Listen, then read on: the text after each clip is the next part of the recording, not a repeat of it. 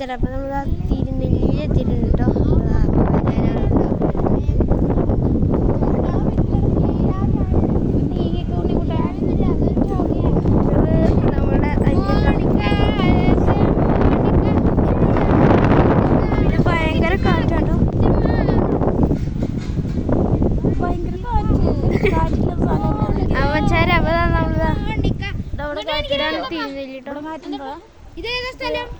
ഇത് തിരുനെല്ലി. അപ്പൊ ഇപ്പൊ ഛർദിച്ച് കരഞ്ഞ് ഇതായിട്ടുണ്ട്. അതാ മീനാക്ഷി എന്ന് പറഞ്ഞിട്ടുള്ള ഒരുത്തിയും കരഞ്ഞ് ഇതായിട്ടുണ്ട്.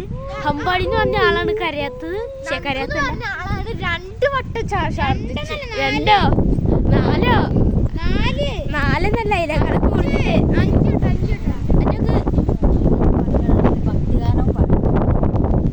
ഇതൊക്കെ വെച്ചാൽ. അപ്പൊ നമ്മളെ ഇന്നത്തെ പാർട്ട് 3 നമ്മളപ്പോൾ ഇഷ്ടപ്പെടാൻ നിങ്ങൾ ലൈക്ക് ആൻഡ് സബ്സ്ക്രൈബ്. അപ്പോൾ